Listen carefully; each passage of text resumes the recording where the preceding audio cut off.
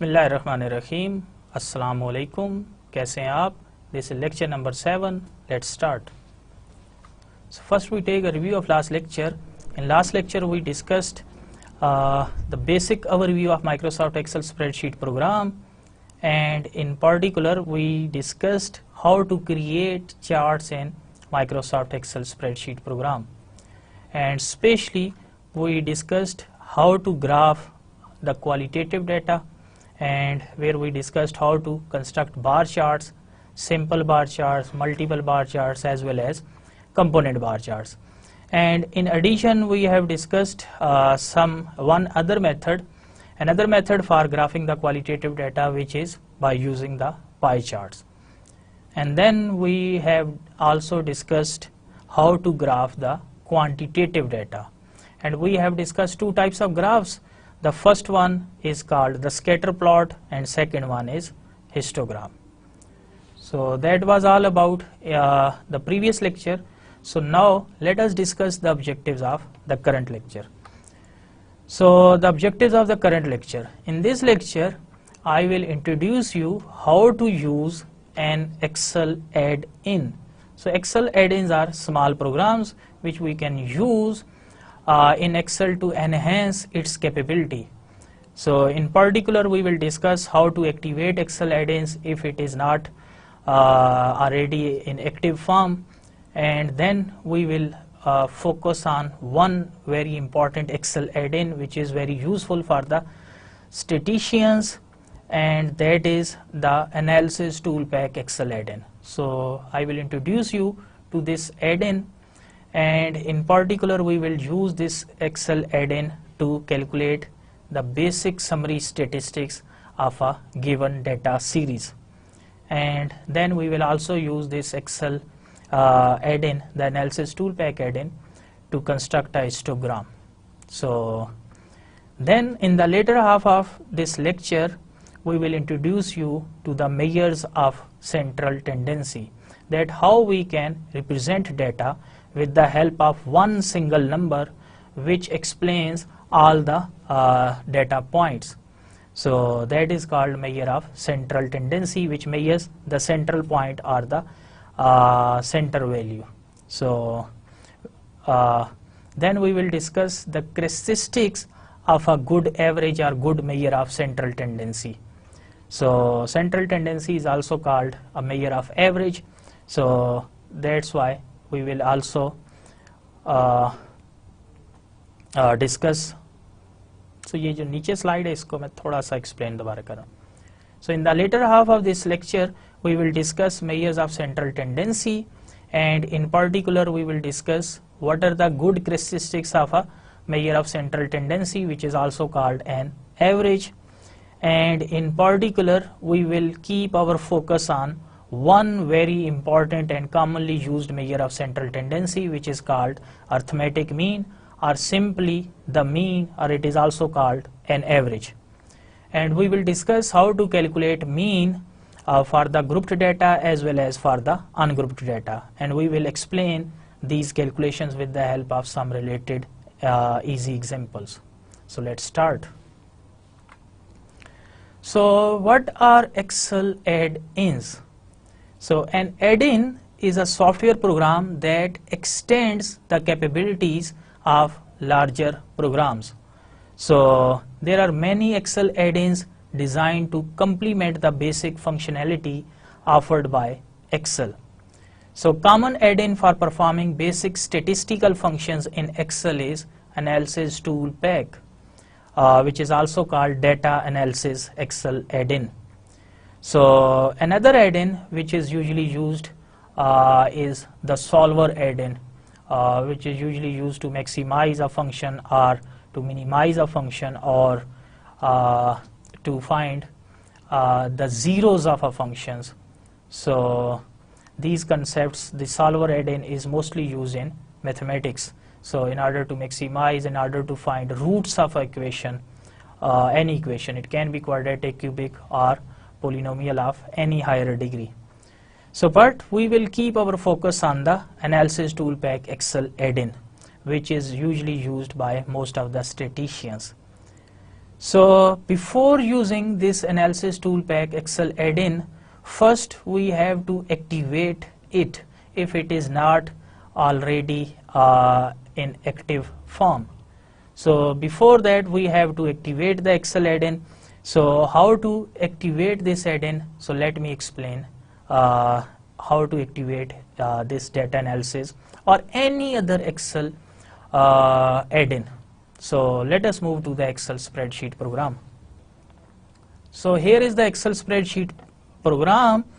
So click on this office button on top right corner. So here is a drop down menu and select this Excel options from this drop down menu.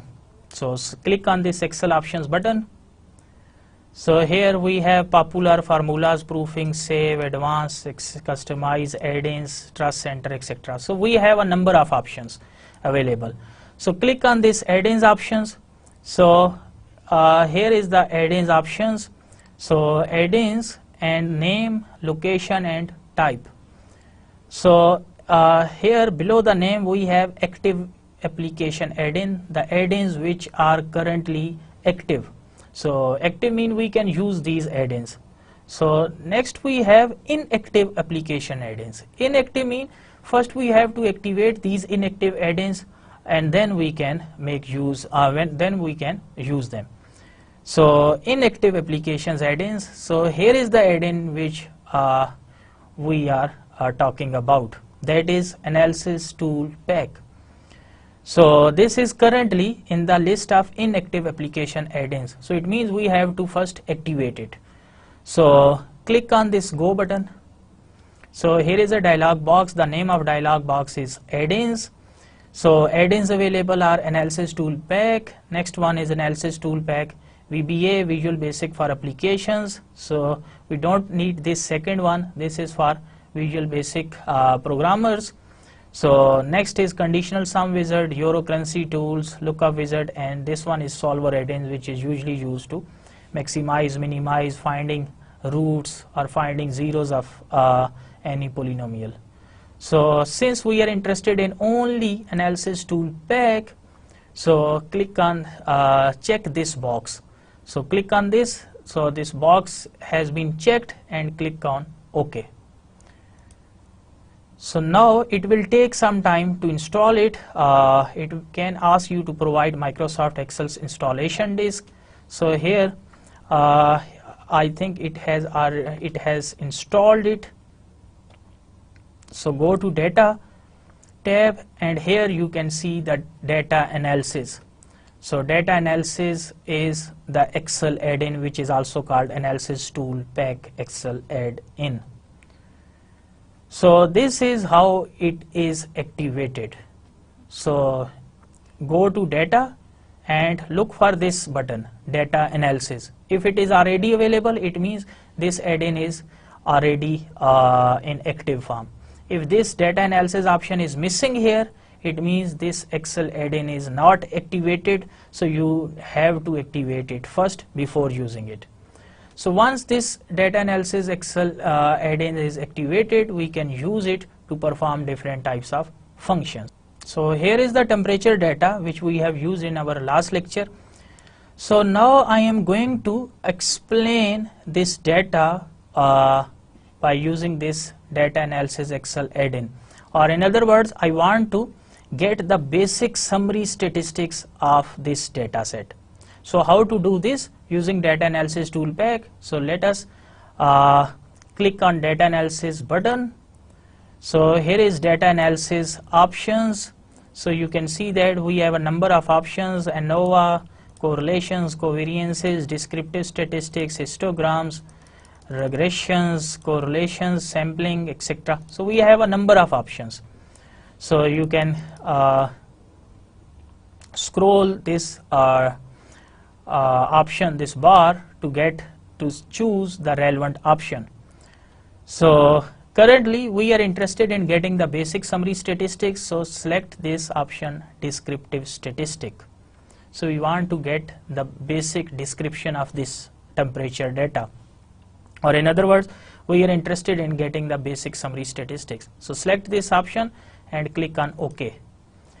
So here is the descriptive statistics dialog box. So you can see that the first option we have the input options. So here input range. So in the input range, click on this button to select this full data. So it is in C3 to C23. So then grouped by columns. So here this data is located in column. So this radio button is the columns radio button is by default it is selected. But if the data is located in row form, then you need to select this rows option.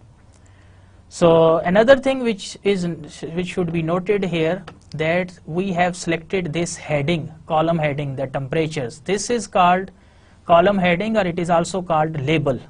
So we have selected label as well in this range. So C3 is actually our data heading or data label.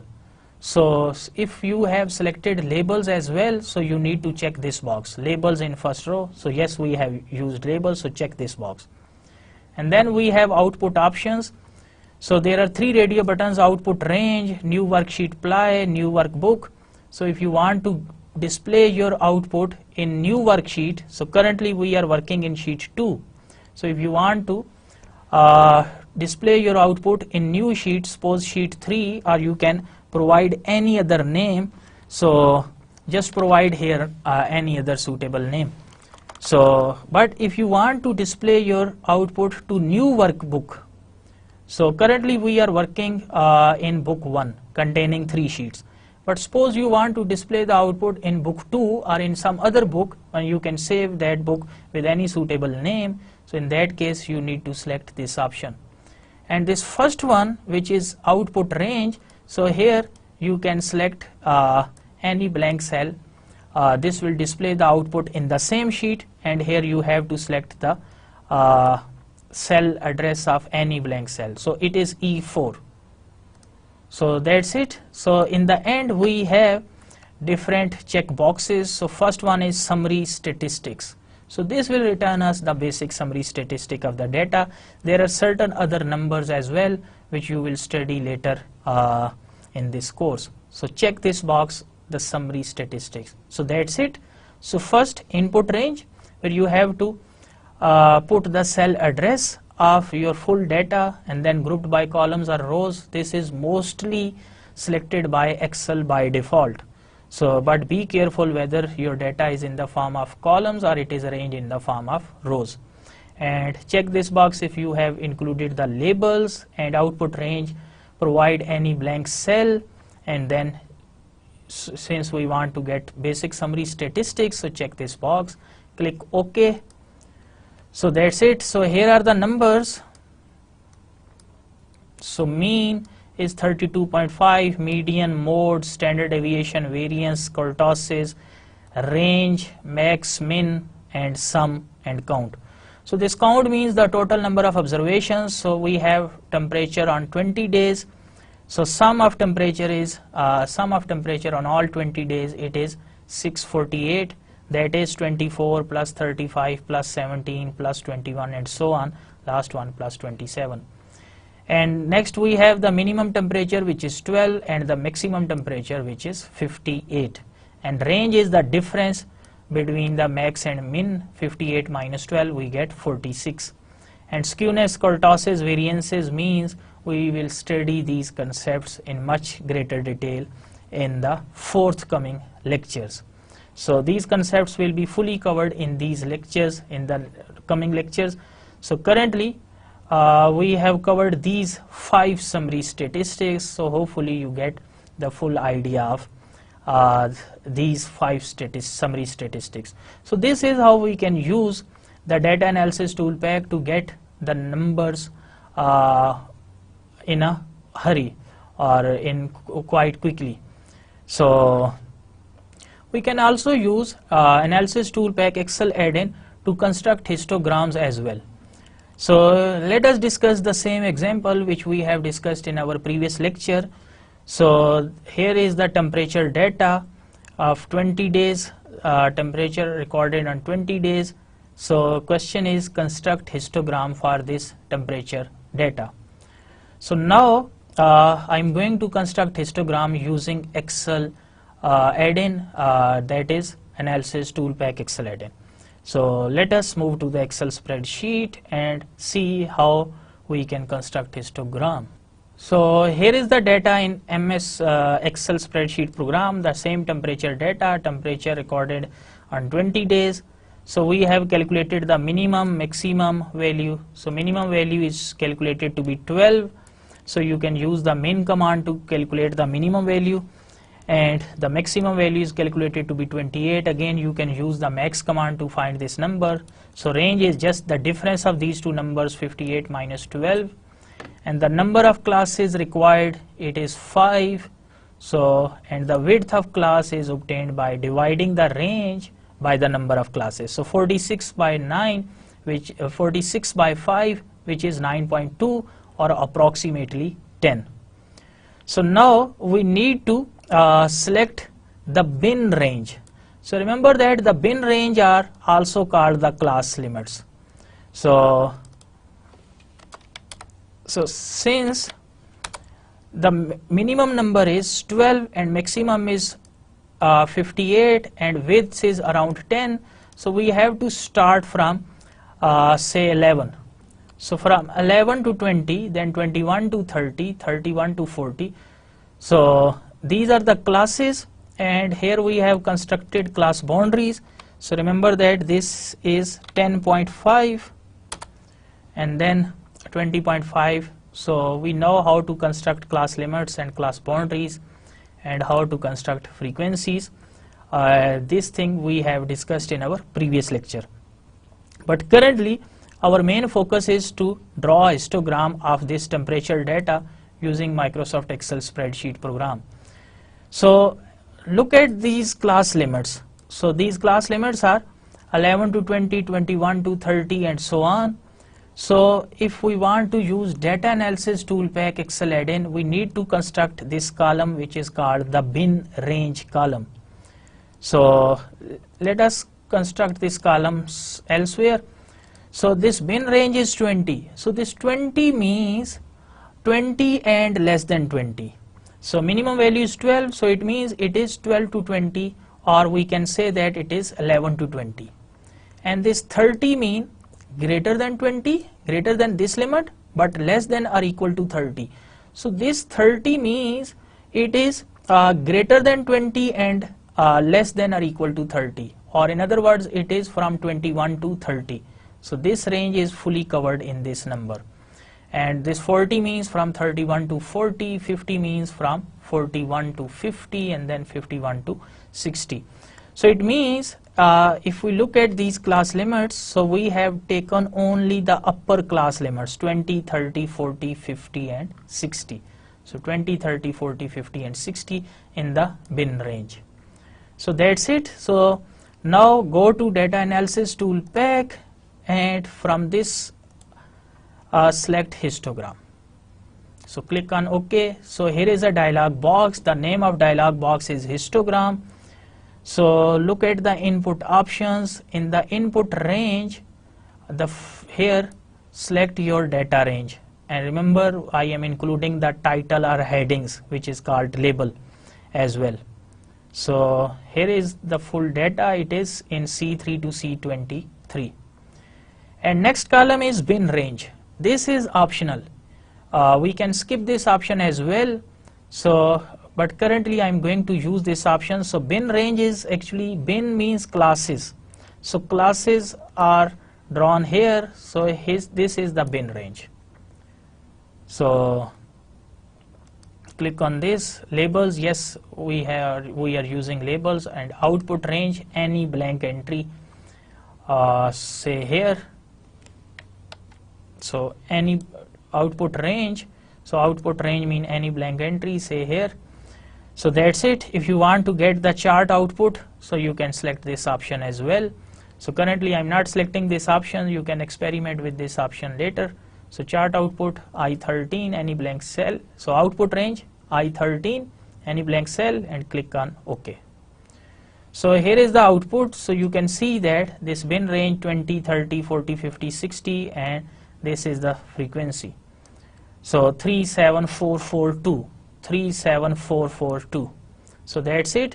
So now select both columns and go to insert and select scatter and select this connected options.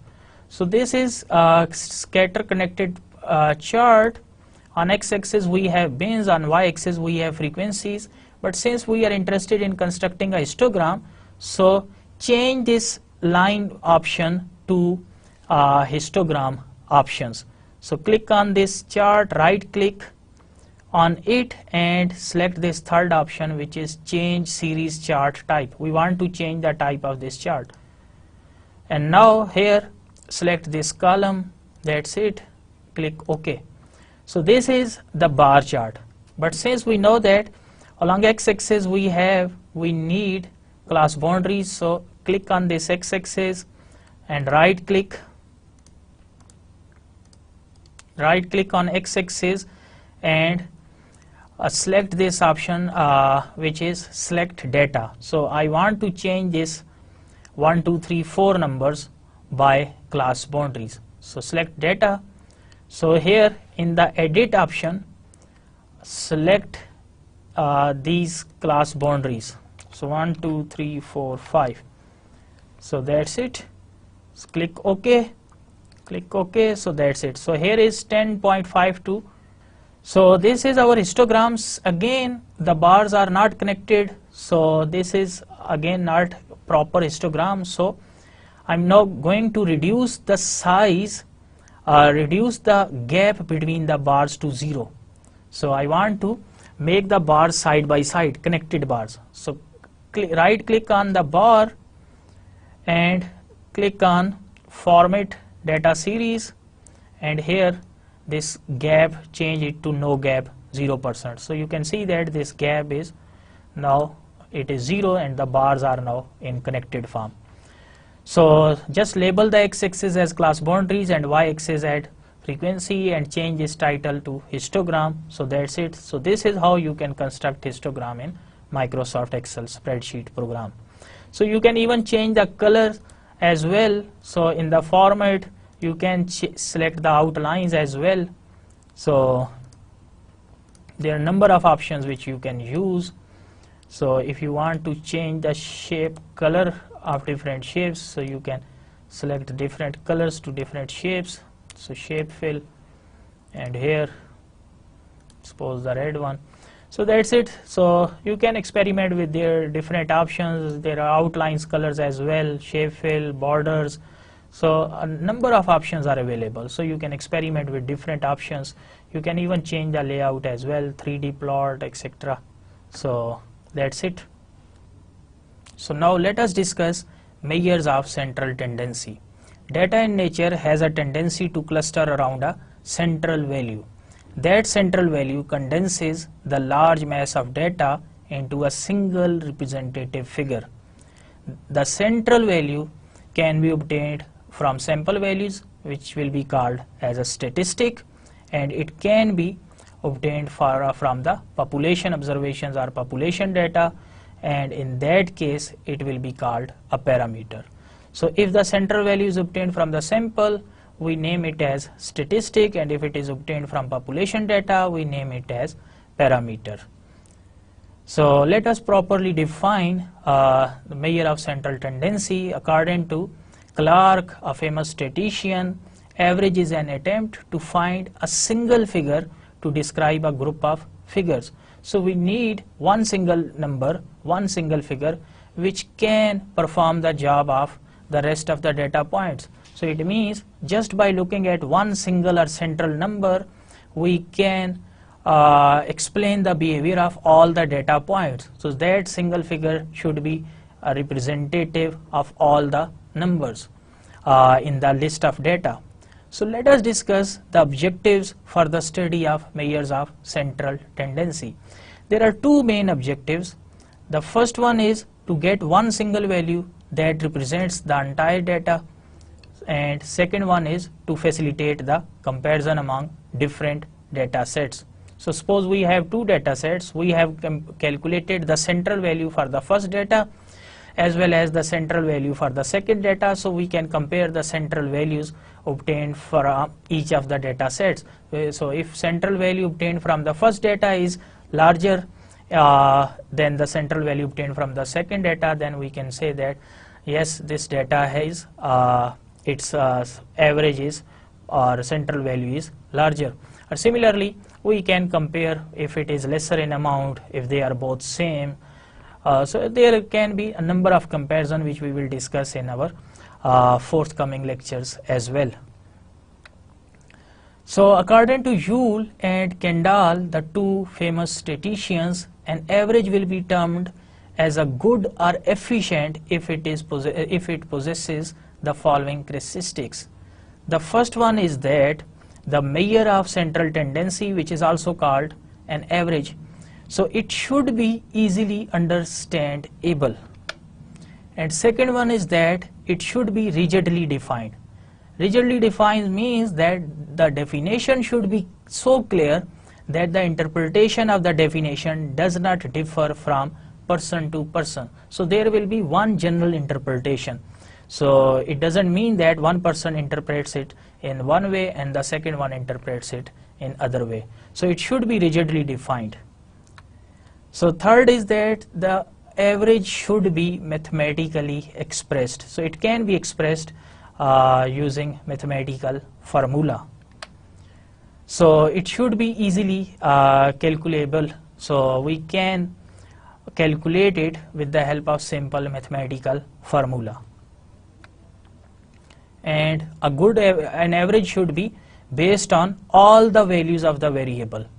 So this means that in the formula for average, all the values of variable should be incorporated. It should not focus only on some subset of values, so some portion of values.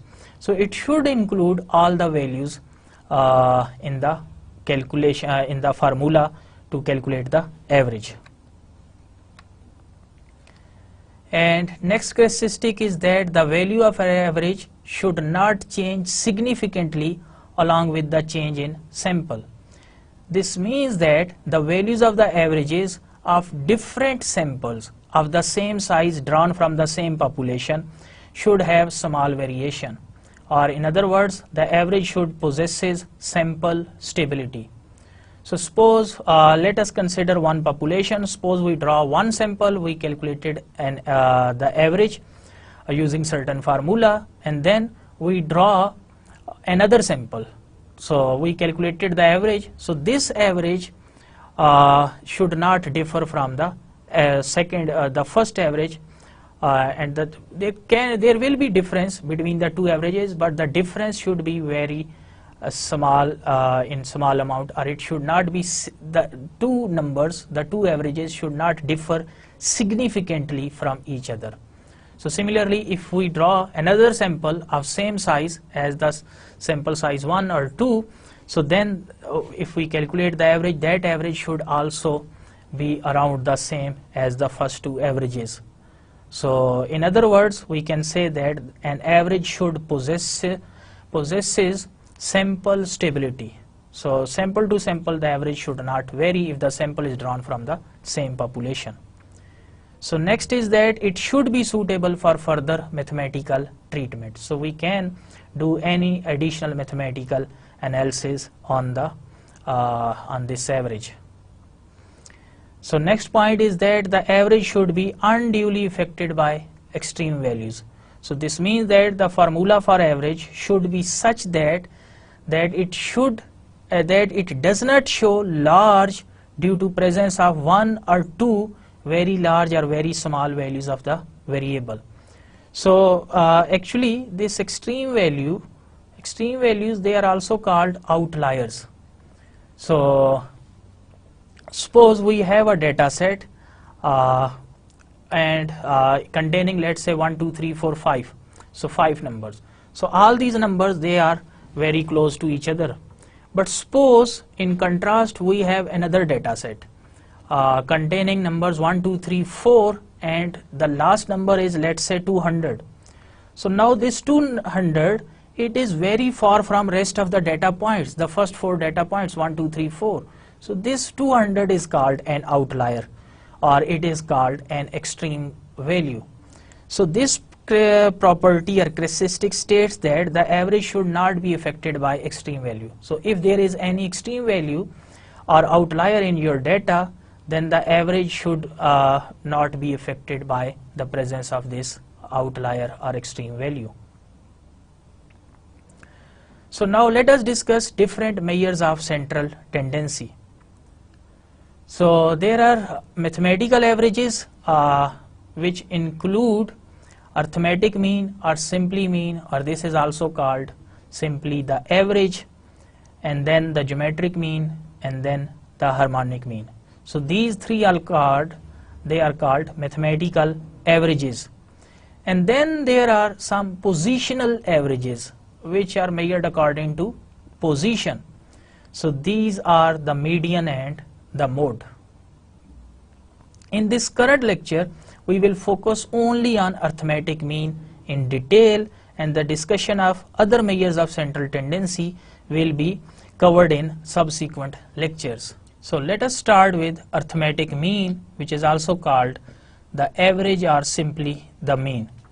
So this is a first measure of central tendency which is most commonly used. So it is most popular and well-known measure of central tendency, and it can be used for discrete as well as in case of continuous data. So let us discuss how to calculate arithmetic mean.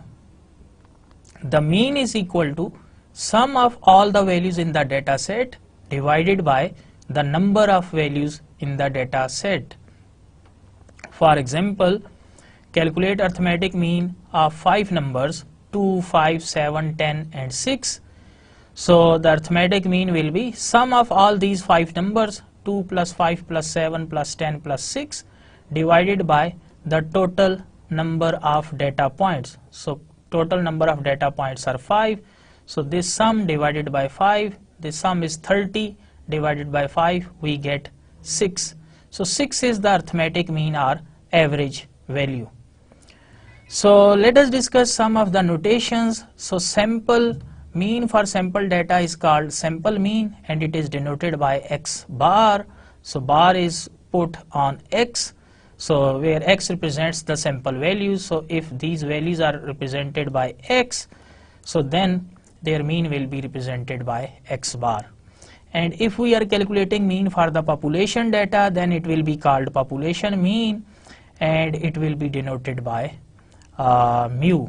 So sample mean is denoted by x bar, whereas the mean for population data, which is called population mean, it is denoted by mu. So let us discuss the general formula for the ungrouped data. So for n observations, x1, x2 and so on n xn, so suppose we have n observations of a variable x. So x1 represents the first observation, x2 represents the second observation, and xn represents the nth observation. So suppose we are interested in calculating the sample mean.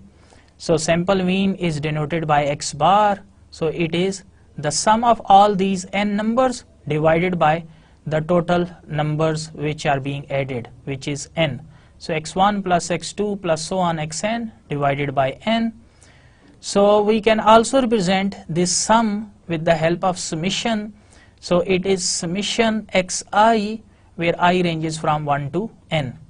So here when we take I equals 1, so it will become x1, so this number. So then this summation sign, this is called sigma. So this means the plus, and then when I is 2 we get x2, then again this summation mean plus, when I is 3 we get 3, and this process will be repeated. This will be carry on, you have to carry out this process until when I becomes equals to n. So when I is equal to n, so then this xi will be xn. So this is sum of n numbers divided by n. So we can write it in summation form, or usually the subscripts are omitted for simplicity, so we can write it as summation x over n.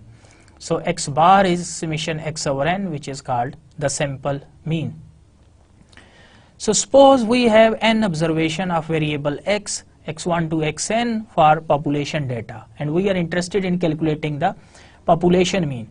So population mean is denoted by mu, and it is same sum of n numbers divided by n, but this time this n is used for, here this n means the population size, and instead of small n sometime we use capital N to represent the total number of data points in the population. So rest of the notations are same. So the only difference between sample mean and population mean is that sample mean is denoted by x bar, whereas population mean is denoted by mu, and the total number of data points in sample are denoted by small n, whereas total number of data points in population, they are denoted by capital N. So here x1 to xn, they are the observations obtained from sample, whereas in this case x1 to xn, they are the observations obtained from the population. So that's it. So sample mean is sum of observations divided by the total number of observations. So let us explain the arithmetic mean with the help of one simple example. So how to calculate arithmetic mean in case of ungrouped data? So marks obtained by 5 students are 20, 15, 5, 20 and 10, and we are interested in calculating the mean marks or the average marks. So in order to calculate arithmetic mean of this sample data for the 5 students, so x bar is the arithmetic mean, it is equal to summation x over n. So just add these values divided by total number of students, which are 5. So sum divided by 5, we will get the average. So sum is 75, divided by 5, we get 15. So 15 is the average. So average score of these 5 students, this is 15. So instead of looking at these 5 scores, we can just focus only on one number. So this is the central number or measure of central tendency.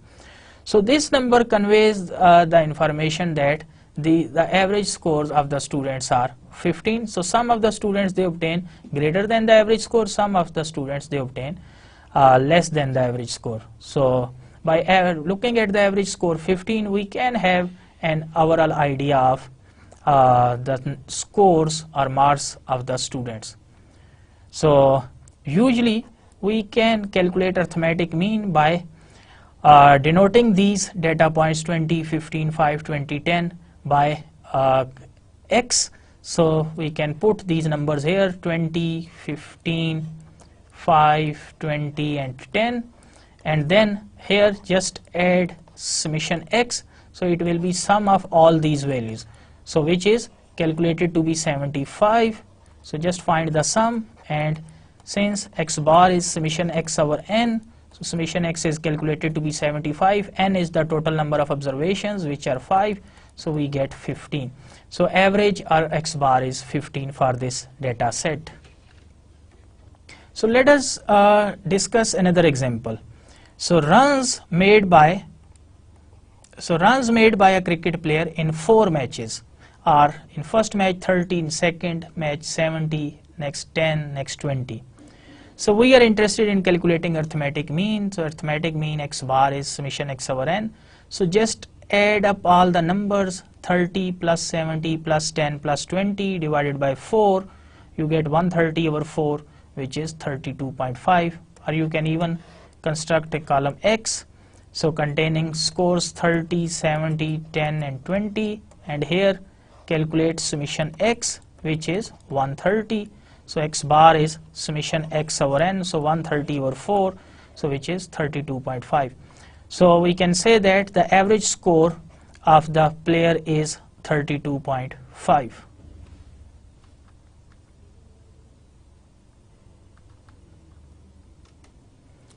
So now let us discuss how to calculate arithmetic mean in case of grouped data. So in case of grouped data, sample mean is calculated as x bar. So it is summation fi xi, where I ranges from 1 to n, divided by summation fi, where I ranges from 1 to n. Or we can write it this formula in simple form by omitting the subscripts. So it is x bar equals to summation fx divided by summation f. And similarly we can calculate population mean, which is denoted by mu, so it is also equal to summation fx divided by summation f. The only difference between sample mean and population mean is that sample mean is calculated for the sample data, whereas population mean is calculated for the overall population. So here the FIs, they are the Fi is the frequency of the ith class, so it means when I is 1, so F1 is the frequency of the first class, when I is 2, F2 is the frequency of second class, and when I is n, Fn is the frequency of the nth class. Similarly, Xis are the midpoint of the ith class, so Xi is the midpoint of the ith class. So when I is 1, so we get X1, so X1 is the midpoint of first class. When I is 2, X2 will be the midpoint of second class, and when I is equal to n, we get Xn, so which is the midpoint of nth class. So these are the formulas. So let us explain these formulas with the help of simple examples. So let us discuss this example. Calculate arithmetic mean for the following frequency distribution of temperature data. So here we have classes, the same frequency distribution which we have constructed in our while we discussing the histogram. So classes 11 to 20, 21 to 30, and last one is 51 to 60, and we have corresponding frequencies. So there are 3 days in which temperature was from 11 to 20 degrees centigrade. There were 6 days where the temperature was from 21 to 30 degrees centigrade, and there were 2 days in which temperature was from 51 to 60 degrees centigrade. So this is a grouped data set. So we are interested in calculating arithmetic mean. So remember that the formula for arithmetic mean in case of grouped data is summation fx divided by summation f. So summation f is sum of all the frequencies, and this summation fx mean sum of f, which is frequency, times x, which is the midpoint. So it means first we need to calculate this x, so which is the midpoint. So first step is calculate midpoint x of each class. So here is the same data, so it means we have to calculate the midpoint. So we have constructed a new column, and the name of column is midpoint, which is denoted by x. And remember that the midpoint is calculated as just adding the lower limit of first class with the upper limit of same class. So 11 plus 20, and divide this sum by 2. So you will get the midpoint or the central value. So 11 plus 20 divided by 2, we get 15.5. So midpoint is 15.5. Similarly, for the second class, the midpoint is 21 plus 30 divided by 2, which is 25.5. And for third class, 31 plus 40 divided by 2, we get 35.5. Next one, 45.5. Next one, 55.5. So here how midpoint is calculated. So once we have this x in hand, we can multiply this x with f to get this product fx. So once we have f times x, we can then apply summation to get the sum of fx, and then similarly we can add all the frequencies to get summation f. Then dividing these two required numbers, we can calculate arithmetic mean. So since we have now midpoint in hand, so next I am going to calculate this product f times x. So calculate the product of frequency f and midpoint x for each class. That is, calculate this product f times x. So construct a new column f times x. So this is f 3 times 15.5. So 3 times 15.5, which is 46.5. Similarly, 6 into 25.5, so 6 into 25.5 we get 153, and 5 into 35.5 we get 177.5, and so on. So this is how to calculate f times x. In the end, calculate summation f, sum of all the frequencies, and summation fx, sum of this column. So just add up these elements to get summation fx, and add up all the numbers in this column to get summation f. So these are the two numbers which are required in this formula. So summation f is calculated to be 20. It is 3 plus 6, 9 plus 5, 14 plus 4, 18 plus 2, 20.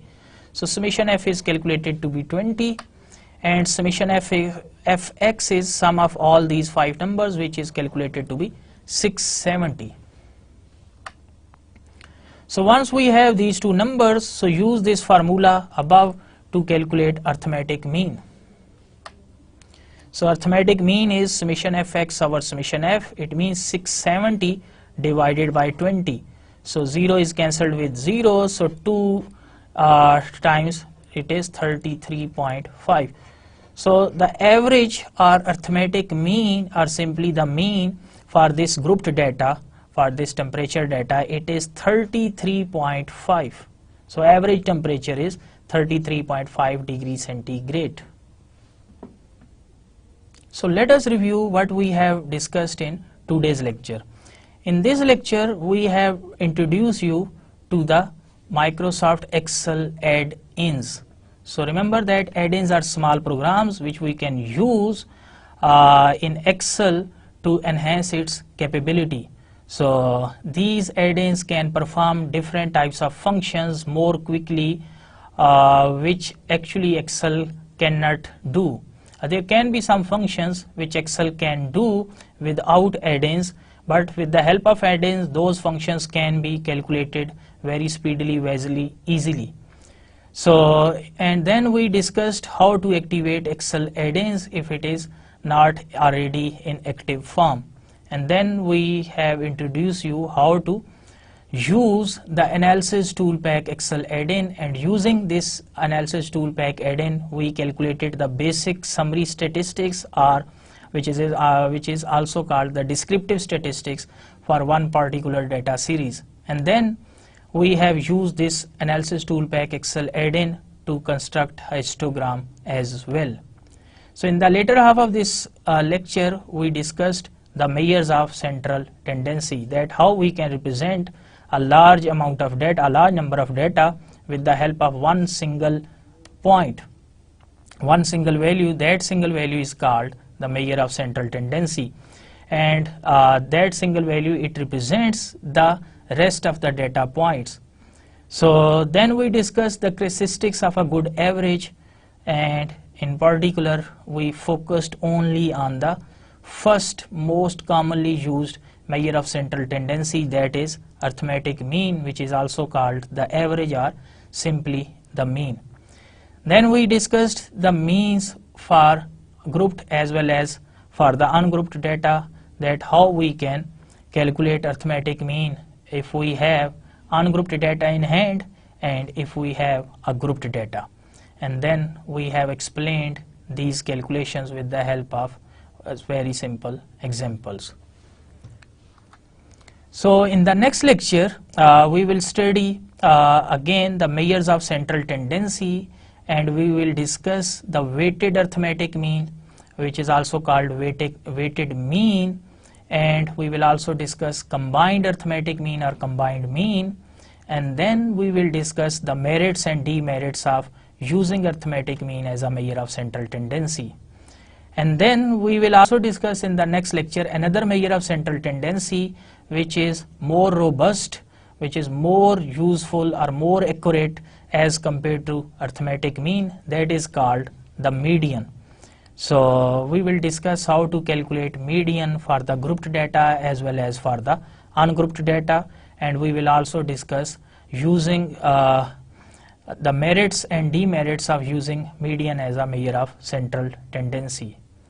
So that was all for this lecture. So till the next lecture, Allah Hafiz.